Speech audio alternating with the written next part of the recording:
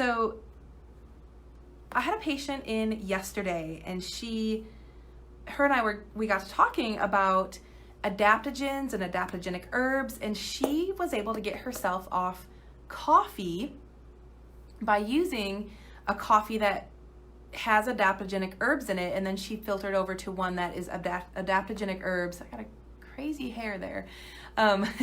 She was able to get herself off coffee by using a coffee that had adaptogenic herbs in it, and then she went to the same line, a coffee that had just adaptogenic herbs and no coffee. So she went from coffee all the time, that was her source of energy, to a coffee with adaptogenic herbs and caffeine, still coffee, to just the herbs.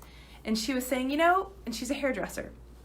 She said, I've been telling all my clients about adaptogens and how much they've helped me. And, we've had her on some here in the office in an herbal form. She's like, thank you so much. I actually believe I told her about this coffee. It's called Rasa, RASA. And we also have one in the office that has caffeine and adaptogenic herbs in it called the Human Nutrition Project. And so I told her about this, and she's like, thank you so much. I'm no longer dependent on caffeine for my energy.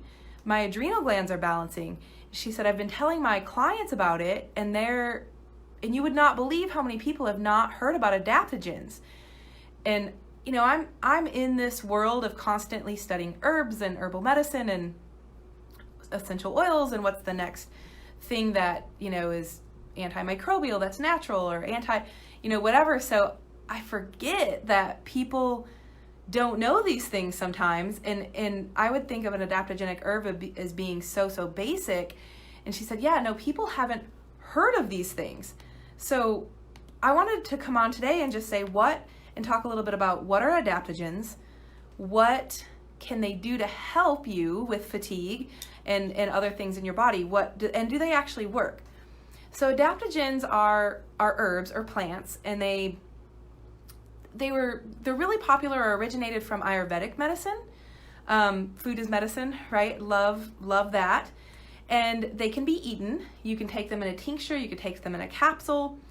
And what they actually do is they help your body adapt to stress. So you'll hear me talk a lot about adrenal fatigue or adrenal burnout. Your adrenal glands are two tiny little quarter-sized glands on the back of your kidneys that sit on top of the kidneys. They pump sodium and potassium in and out. Well, the sodium potassium pumps are on top of them. And they specifically pump out cortisol, adrenaline. They regulate other hormones in the body. They produce DHEA. And there are stress receptor glands, right? In the body, there are stress handlers. And the body doesn't know if you're under physical stress, emotional stress, financial stress, you're training for a marathon, it's good stress. It just knows stress, and it knows it has to adapt to stress. And we're meant to go into a stress state like running from a tiger or running from a bear for a short amount of time and then coming back to normal, right?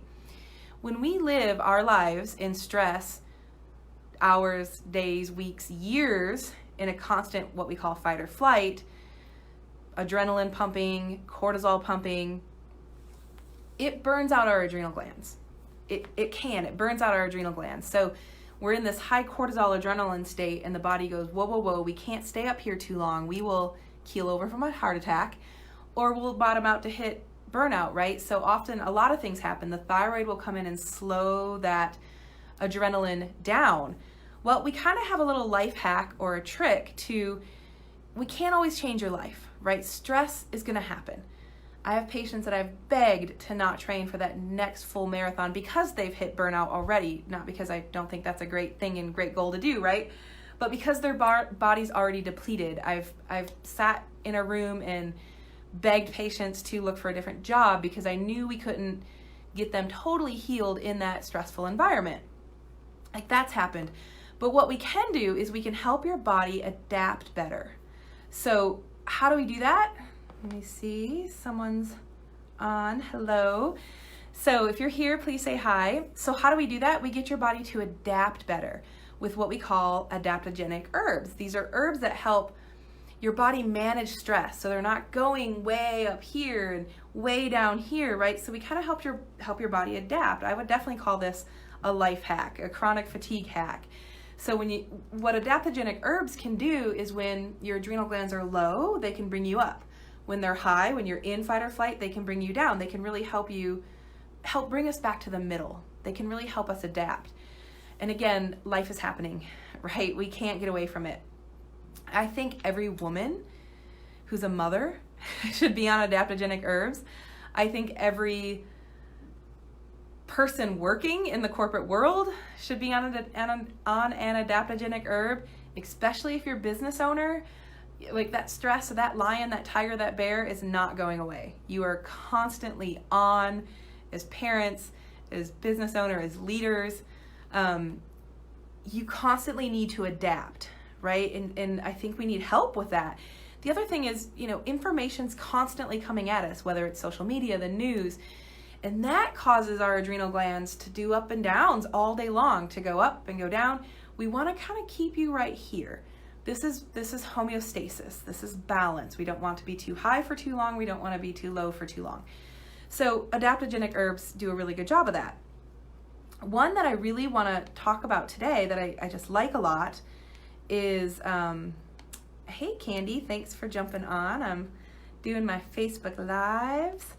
One I want to talk about is rhodiola. I use this in a couple different products in my office. Now, disclaimer, do not go out and buy a huge bottle of rhodiola without checking with your practitioner, your doctor. Adaptogenic herbs, any herbs, can have reactions with medications. So you need to know what medications you're on, of course, right? And how they're going to interact with herbs. So don't go out and run and buy rhodiola if you're on a medication unless you've spoken to your doctor. So that is my disclaimer on how adaptogenic herbs can, especially psychotropic drugs, antidepressants, anti-anxiety, you need to talk to your practitioner before taking these. But hi again, Candy, thanks for joining us. So adaptogenic herbs. The one I want to talk about is rhodiola. I really like this one. We've got it in a couple different products here in my clinic and that I use with my online coaching program patients as well. One of them is rhodiola with ginseng. This is really good more if your adrenal glands have kind of bottomed out. You're under a lot of stress, you need to adapt. They've kind of done this, they've kind of tanked. So I really like that one. We have a product from Premier Research Lab called Adaptogen. It's got a lot of stuff in it. Rhodiola being the first ingredient in it. It's also got a lithrio, which is another really good adaptogenic herb, as is ginseng in this one. Again, adaptogens bring you up when you're down, when your adrenal glands are down, and bring you down when you're up. They help us adapt and balance and keep our endocrine system right here in life, in the middle section. This one is probably adrenal distress. We've private labeled it with our formulation of our office. When we run out of this one, I start seeing one or two left on the shelf, I start to panic. I've got so many women on this product, and it's got 300 milligrams of rhodiola. It's got a couple other things, medium chain triglycerides, which helps a lot with brain function and brain fog and synapsing the brain. It's also got turmeric in it, glycine. It's got a couple things in it that really help with brain and inflammation. But literally, if we start running out of this in the office, I start getting panicked. Like, oh no, I've got so many women on this form of rhodiola. If we run out, we are in trouble. Everybody's going to start having a panic attack. So this is probably my most popular used form of rhodiola. And again, rhodiola is really a good one that it's an adaptogenic herb, so it does bring you down, but it's a really good one when you've been fatigued for a long time. So it's an herb that really helps kind of rebuild your system. It also helps a lot with regulating sleep. It helps with increased appetite. It helps bring down blood pressure. It helps with irritability and mood. So this is why this rhodiola is one of my most favorite adaptogenic herbs. So there's a lot, and I'm going to list a couple of them. I have them right here the adaptogenic herbs that I really like to use.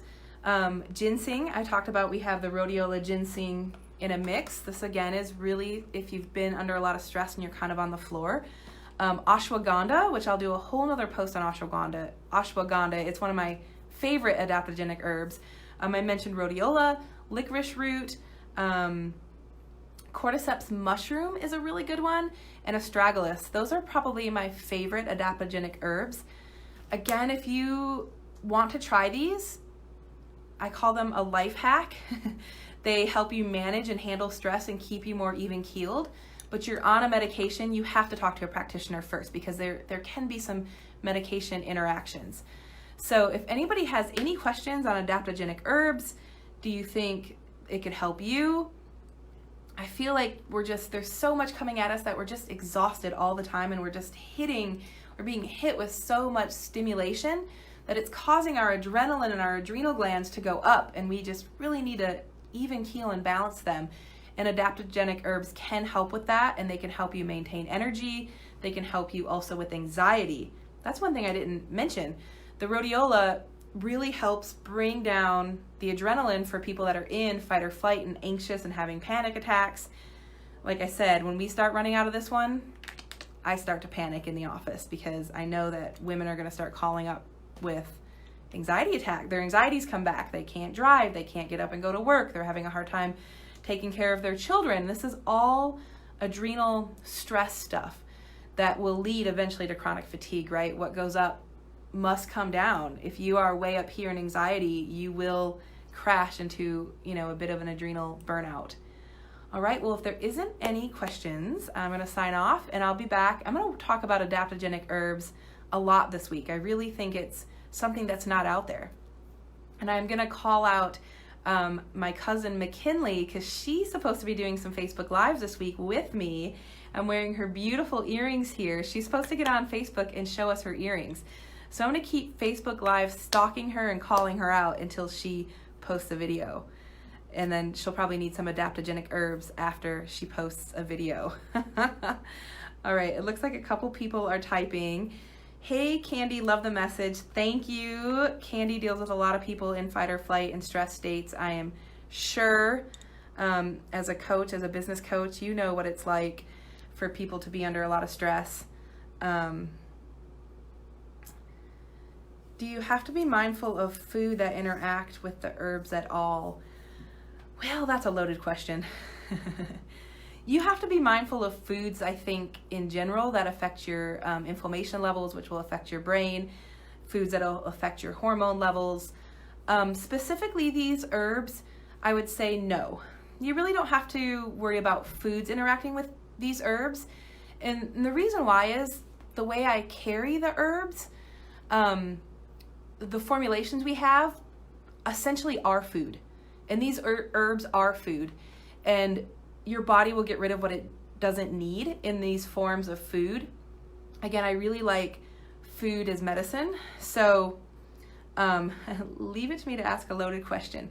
So as far as taking any of these, no. Like if you took this and drank alcohol or caffeine, it's not gonna cause an interaction like it would with a medication. If you took something where I said rhodiola is pretty calming, but if you took a lot of just ginseng on its own, that wasn't maybe balanced with rhodiola, and you did 3 coconut milk lattes, my Starbucks choice, drink of choice, if I were to go to Starbucks tomorrow, and you did, 3 coconut milk lattes with a high dose of ginseng, yeah, you may not sleep that night. That's possible. Or if you did a lot of rhodiola with a suppressant like a lot of wine, that might make you sleep a little longer. But not to the point of, could it cause actual major issues with your mental health like it could being on an anti-anxiety medication?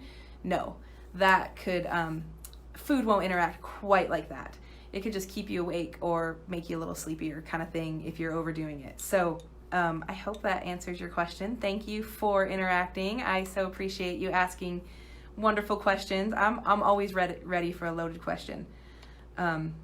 All right, unless anybody else has any other questions about adaptogenic herbs and what they do, I'm gonna sign off. Again, I'm only gonna do these videos inside the Energy Recovery group starting next week. So if you haven't joined the Energy Recovery group, the private group, please do so. That's where I'm gonna start doing these for just the people, our tribe, who wants to learn about wellness and fatigue. All right, have a great Tuesday.